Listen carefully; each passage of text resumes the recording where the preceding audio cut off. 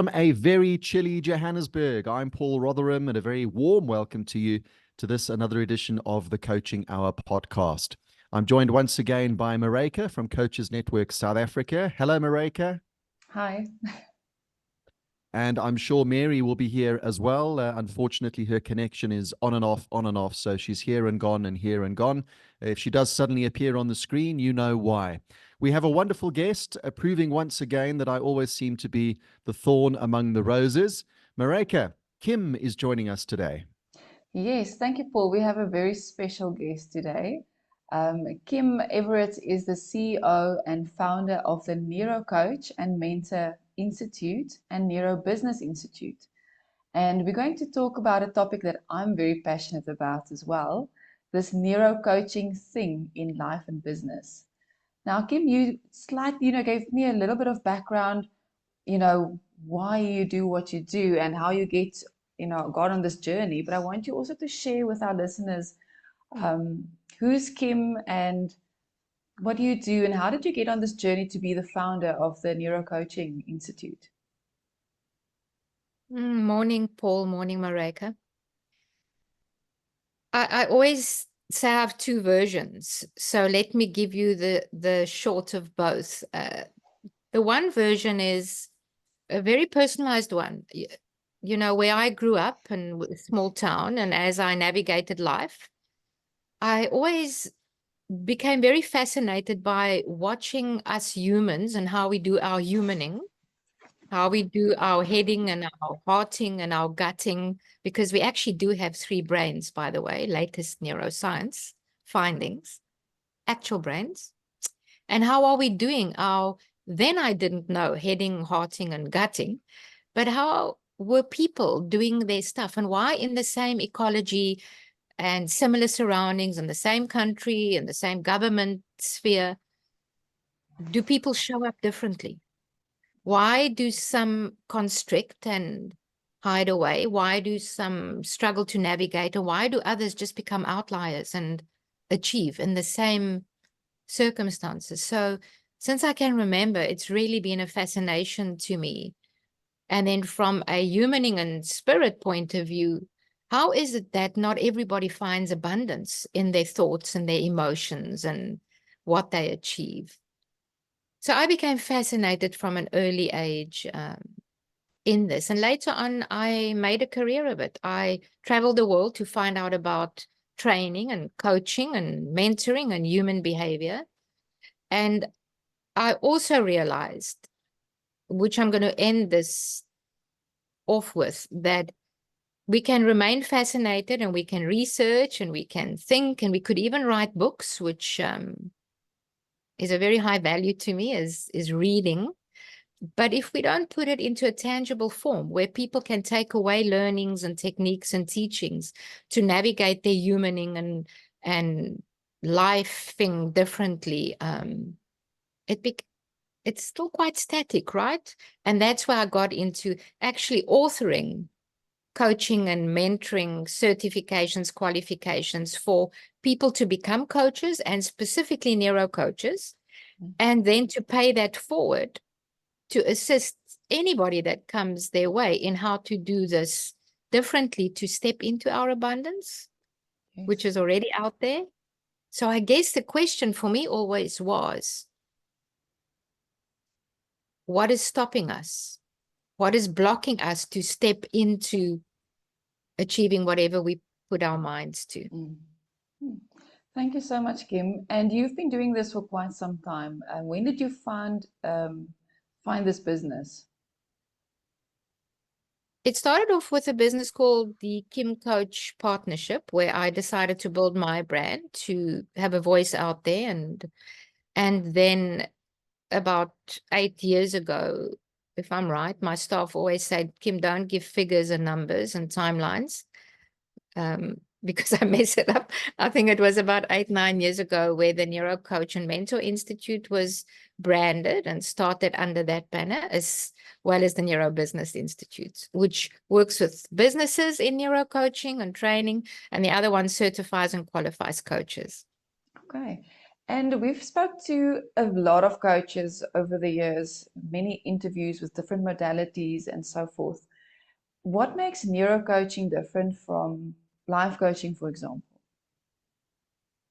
Yeah, it's a question, Marika, I get a lot. I'm going to position it this way. If we understand what neurocoaching is about, it is methodologies and techniques and tools and teachings that work predominantly within neurology, the thought patterns, the emotive patterns, the action patterns of any human being or even a group, by the way. You know, we believe that even a company has a neurology. The company has a head and a heart and a gut. How is that showing up? And with individuals. And if we understand that, we can do any kind of coaching. So there's not, you know, for me, a sound understanding, there's not really a differentiator between neurocoaching and life coaching and career coaching and executive coaching. Neurocoaching equips a coach, and a coach will take those tools and techniques like the function of the head, the heart, and the gut, and how we need to integrate that toward wisdom and authenticity.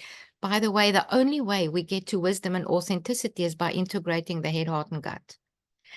And working with that in life coaching, in career coaching, in executive coaching, in business coaching. So I hope that makes sense. Yeah. I'm keen to explore the head, heart, and gut, Kim, because we've had several coaches on the coaching hour who've spoken about us almost having three brains. And I think you mentioned it earlier as well. I think that was, in fact, the exact expression that you used. Tell us a bit more about that. Yeah, there's been so much beautiful research done and teachings in coaching and in other landscapes about, as we know, the head brain. We've had a head brain for years, right? Our biology teachers and parents told us, use your head. Now, I think it's been overdone a bit. That's why we sit with a lot of the diseases we have nowadays, is because we're using this for more than what we should. But the cephalic head brain really has a function or functions that sound like meaning making, understanding, cognitive processing. And there's been a lot of work and research done on the heart brain by places like the Institute of Heart Math and other beautiful research and teachings, Paul. And that is, now we know that the function of the heart brain is emoting and relational effect. How do we relate to people and others? And feelings and emotions. And emotion comes from energy in motion, the Latin word emovere, or to move out energy. So there's a lot of motion happening here. Then there's recently been a lot of research done on the gut brain, the enteric brain. And we now know that the function of the gut brain is your core identity lies in your gut brain, your safety and security, as well as mobilizing, moving towards something or away from danger. What happens in something like multiple brain integration technique, which is an actual technique, it's an international certified course that we run. And I need to mention that here because it's not just a philosophy, it's actually something tangible, is now we understand how to integrate all three in a process, in a way where they've all three had a platform, they've done what they need to do, but now they need to start talking to each other and integrate. And that is how we get unstuck, how we can make wise and authentic decisions, how we can recognize which ones of these brains are ruling us. I'm head brain dominant. Needs to make sense to me. Somebody else could be heart brain dominant, and they don't always bring the head and the gut into it. So we are firm believers that in today's business landscape and how us as humans navigate life, we need to realize how to consult, for the lack of a better word, all three, and how to find a way to integrate them. And beautiful work done by somebody called Grant Suzalu and Marvin Oka, who actually brought these worlds together through wonderful research. So I hope that shed a bit more light on it, Paul. It has, Kim, but you mentioned something that I really resonate with, and you said you're more of a head brain person because things have to make sense to you. I'm very much the same. I have to see it to believe it. And I find it very difficult to have this blind faith in a lot of areas. I'd just like to understand you're using, and you also have a cat. Hello, meow, meow. we're, Hello, we're a Zoe. cat family on the coaching hour today. I've had my cat on my lap for the duration of this recording, and now I've just seen Kim's cat come into view on the camera. But be that as it may, you see, we're great with our head thinking, and we have cats and all these similarities. You're not a Libran, are you? No, I'm a Taurus, Paul. Sorry. Okay. All right. Let me down. But back to my question. For me, a brain is, as it's been taught to me over the years, it's the gray matter that resides in my skull. It's filled with neurons and neural pathways and all these things happening. So that to me is a brain. Yet Yeah, now in this modern language, we're using the gut brain and the heart brain, and it's not foreign to me in terms of the concept. Listen to your gut and you have a feel for something. So that concept I understand, but sure. what I'm battling to relate to is the physical concept of what the brain is, because I get what it is in your head, but what is Sure. it in your heart? Your heart is essentially a muscle. Your stomach is, I don't know, I guess a food processing plant. So when you say brain, what do you Yeah. mean by brain?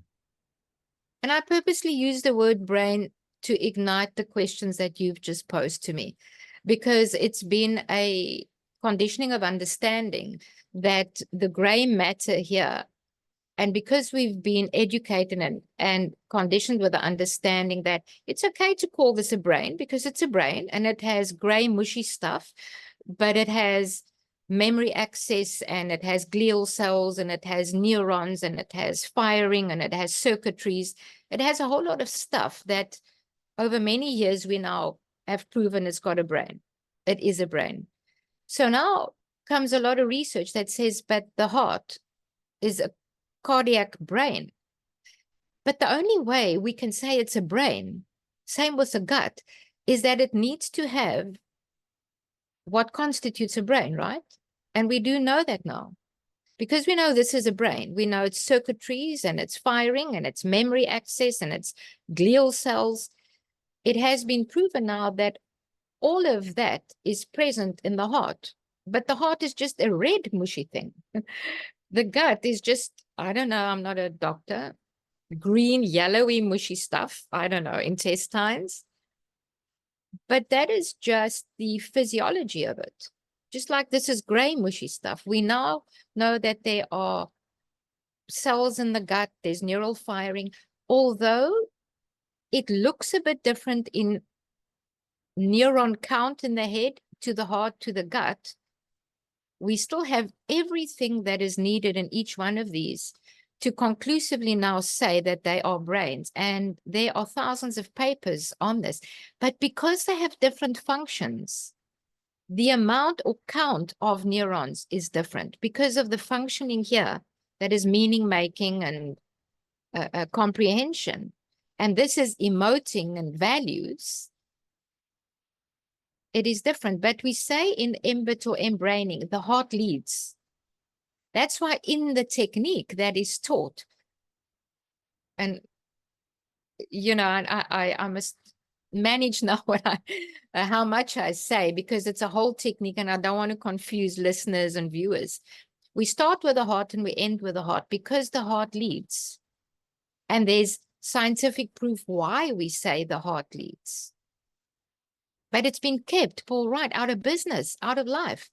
We've been so conditioned that everything needs to be done here. That's why we are overworked.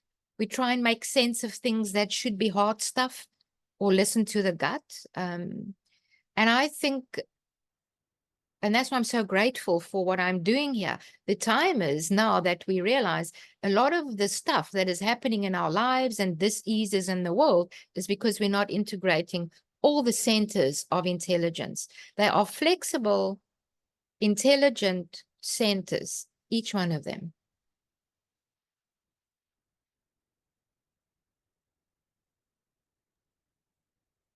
You are muted, Mareka. I see Mareka's asking a question. Sorry, Kim, you said something interesting about maybe overusing the head brain. And more people are sitting with diseases, dis-ease. Is this because of the environment that we find ourselves in? Is it because of the high pressure? Because I mean, a lot of people are struggling with things like burnout. You mentioned feeling stuck. It's someone the other day said it's almost like a pandemic, you know, especially the Yeah. burnout situation. So, what you are saying is, I'm trying to think, are we overstimulating the brain by all of the environmental inputs that we are getting, the cell phones, the constant use of, you know, social media and all of those things? Are we overusing the head brain that's causing this because of our environment that changed? It's a complex question, and I am asking for everybody to hold the space for me here and to consider what I am going to say. The human being has way more capacity and flexibility and resilience than what we realize. I have no doubt. I did a talk on AI the other day, being human within an AI world. Zoe, your tail is here, and we're busy with an important interview. Sorry, guys. So I am not negating that there's stuff happening in the outside world. But if you go back to the 1930s and the 1950s, there were pressures there that was different to today. I hold a very strong belief and understanding that if we go inward, especially in today's day and age, and we learn and understand how we work, how we are navigating life, if we change the way we perceive the outside world, if we take back the steering wheel of our lives and do the inner work, I don't believe the outside world has got the power that we give it. We are putting so much focus on what's happening on the outside world, and I'm not negating it. But guys, ecologies have changed across the years. Context has changed across the years. And neuroscience and research is showing us how we can navigate things differently. You know, we take in outside world, phones, whatever it is on the outside world, money, time. We take in at a few million bits of information per second. We then filter it. Neurolinguistics teaches this by deleting, distorting, and generalizing that information. And we get to about, I see Mary's nodding her head, we get to about 2,000 bits of information per second, which we call our truth about what's happening on the outside world. If we know how we're filtering that, if we can learn to use our centers of intelligence differently, and I know my head floods things. Now I've learned to give my heart and my gut the same podiums. So I'm not overworking the head. Some people overwork and the heart floods, and we don't make wise decisions. Mary. I agree 110% with you. That's what I teach, exactly what you are explaining. Yeah. There has to be congruency between, because that is what we call harmony, is between the mind and the body and you know, the emotions. Yeah. So what you said earlier about how we interpret our world through our filters is spot on. Because the minute we change the filters, we then have a different perception. And that's how we change ourselves and get transformed. And you know, Mary, it's so easy to say that because that's what science has shown us. Our filters delete info from the outside world to live up to what my belief system is and my values. I will generalize things and I will distort things. So if my end result is causing me burnout or breakdown, or I'm not handling money properly, or whatever the case is, I must go inward and become fascinated about how am I doing my being in relation to the outside world. Why do some people achieve greatness in the same context, in the same here, in the same landscape? And why do others burn out? And I know that's probably a rhetorical question, Kim, but what would your short answer be to that question? So what I say to myself often and to others is have a look at the results you're getting in your life, whether it's mentally, emotionally, physically, financially. Become vulnerable to confront them. become truthful in what they are. Because as Brené Brown teaches us in about vulnerability, is the minute we become vulnerable and we have a look at the results we're getting in life, whatever that means, and we get the courage to confront them, don't shoot the messenger. You know, Paul, invite them in.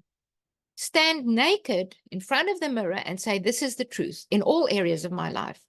In that moment, our neurology is reprogramming the chemistry to say, well, this is my version. Thank goodness, for the first time, you are realizing that I, your result, emotionally, mentally, physically, I am not serving you. It's not, is it right or wrong? Is it serving you? Isn't it serving you? And if it's not serving you, let's go inward and say, how are we relating to and filtering the outside world? Find somebody to assist you, a coach, a mentor, psychologist, whoever it is, to change the way we are relating. And science is helping us with so many techniques to change the filters, because we will then change our results and our behaviors and our destiny. Because you know what? We change our thoughts. Our thoughts are based on our belief systems, by the way. And sometimes we call our belief systems principles and values. That's how camouflaged they are. And we stick to them.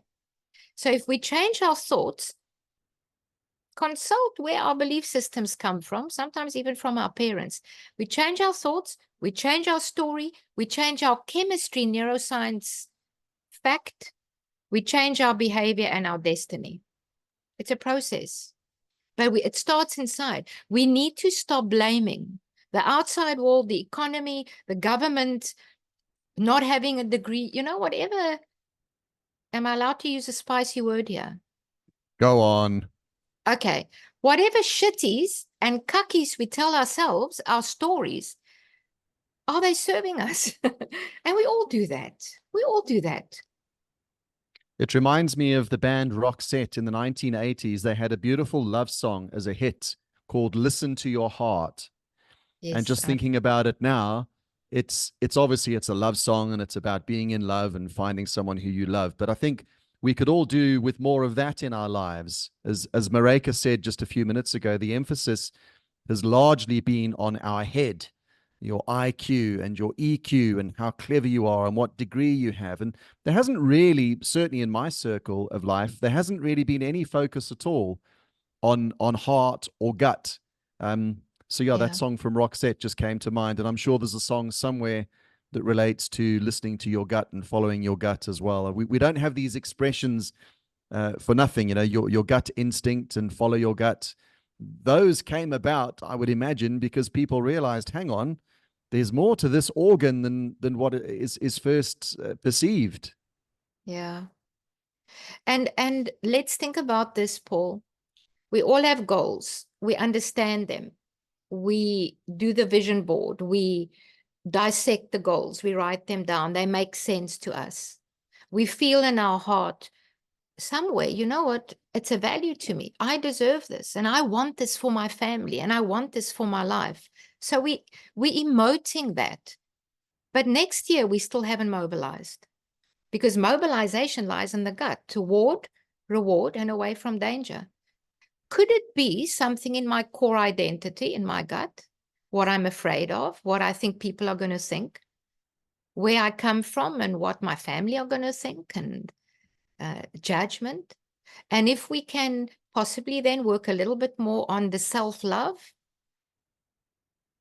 and value system, because if we know stuff, but we don't bring it into our value system and self-love into it, and we don't work on the core identity and our fears, we will not move toward that goal. And in 5 years' time, we have another New Year's resolution and another vision.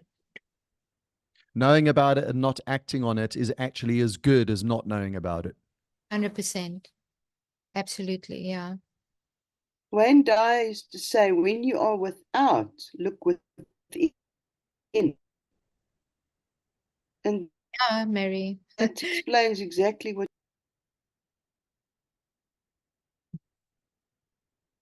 Yeah, and also, you know, I so often say to the coaches and the mentors that move through our company and when we go into business is it's one of the biggest lies we've been told. Let's think about this, that your prosperity, your abundance lies out there.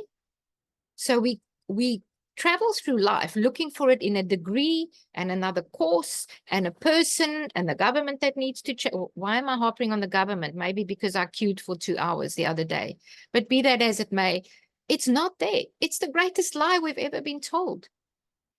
We need to go. And if I say go inward, personal development, it means get to know your neurology, get to know your body, because your body keeps the score of events. You know, get to know as much as we get to know our landscape and we study and we get to know what we need to do in a certain area. How much time do we spend on getting to know how our neurology works, our mind, our emotions, our body? I know I'm pretty aware my voice raises a little bit when I speak about this stuff because I'm passionate about it. And it's also not about transformation only. It's about moving from insight to transformation, which is the journey, to manifestation. And if you and I don't program our missile of where we're going to with absolute coordinates, we're going to miss the mark. Well, the original meaning of the word sin is to miss the mark. Mm. Do we really know where we're going to? Or are we using language and words such as, I want to be successful, I want to be healthy? What does that mean? You program a missile with those vague coordinates, it's going to miss the mark. And then the coordinates of where you and I are exactly now, that's more difficult. You know, I find people struggle more with that. We can say where we're going to, but if we have to become vulnerable and confront exactly where we are now with our debt, our money matters, our relationships, our whatever it is, we need to spend more time on that and become fascinated about, where am I now? Find the courage for that, because then the world opens up. I think it's very important what you're mentioning, Kim. And when you say going within, I think people don't realize you have to do the work. I always use the analogy of, if you want to get fit, you can't get dressed and then watch other people, doing the exercise. You have to actually do the work to really go within, really question, really change that neurology. And that's why it's important to get a coach, to get someone to assist you and navigate through that, because it's not easy always to see our own perspectives through our own lens. For someone else, to guide us through that. And I think there's a spiritual reason behind that, especially us who are coaches and, want to see manifestation in other humans, and we do it in love. I want to say what I say so often. If you're a coach or you're a mentor, you're a leader, find yourself a coach. It's so important, because we are here to want to see transformation. We also don't realize how we need it. And I always smile, I say there's a spiritual thing there that we are almost forced for our lives to get somebody that you can journey with. I realized that, I thought I had to be okay and perfect to be able to be somebody else's coach. I mean, how did my ego show up there and my pride? Exactly. Now, Kim, can you maybe leave our listeners with maybe a few pointers or maybe a practical tip maybe that you have, something that they can implement to start, let's say, accessing maybe their gut or their heart, or to start thinking about that and becoming aware of it? Do you have something that you could leave them with, please? Yeah. The first thing I'd like to say is also be careful of our stories that maybe the inner work is very hard and very difficult. It's not. It's fascinating. It's fascinating. All right. What we can do is to start recognizing which of my head brain or heart brain or gut brain is dominant, could be flooding the others or could be interrupting the others. Now, how do we do that? We can look across our lives and look at the most unwise decisions or most difficult areas we found ourselves in. have a look at the results you and I got in our lives and decisions we made that weren't wise, and become fascinated by which of the centers of intelligence was dominant there and which one is dominant throughout most of your life, and start there and say, all right, I recognize and realize you are dominant for me. Now I'm going to give a platform and a space for the other two to have a voice. Thank you. Yes, I think it's take that forward, and then let them talk to each other, by the way. Something we don't do in our westernized culture. We don't allow everybody to speak. Let them speak to one another. Interesting. How would they, if you can maybe give an example of how could one let that happen? Maybe I'm going to humanize this and say, have you seen if in the past in a meeting or with your children or where you've really given somebody space with no judgment and given them permission to do it as they need to and when they need to and how they need to, not on my agenda or my time, actually start speaking up. So it really is to become present and to just acknowledge that you have 3 centers of intelligence or brains, and say to them, when you are ready, I'm listening. And it will happen. Let's not go into our heads and say, by 3 o'clock today, I want to hear from you, please, heart brain or gut brain. All right. Important. Especially us A-driver personalities where we want it by 2 o'clock today. Is to, for the first time, maybe just acknowledge it, Marika. And you will be fascinated. You'll be driving the car, standing in the shower. I don't know why stuff happens in the shower, but it does. It does. Yeah. And then, of course, really, I am prepared to speak to anybody who wants to know more about this because it's profound and it's time. It's time. It is. Thank you. Very insightful, Kim. Kim Everett, thank you very much indeed for joining us. And Marika, we will put the links in the description of this video. Is that right? Yes, absolutely. If anybody, and even the coaches that's listening to this, want to do Kim's neurocoaching course, I'll definitely put the links there. Thank you for the opportunity. Thank you, Kim. We appreciate your time and your input into our lives, as we always do with our coaches. And we hope that you got something out of this as well, whether you're just listening to it or listening to it and watching it. Thank you for joining us for this edition of the Coaching Hour. We look forward to your company in the next one. Cheers for now.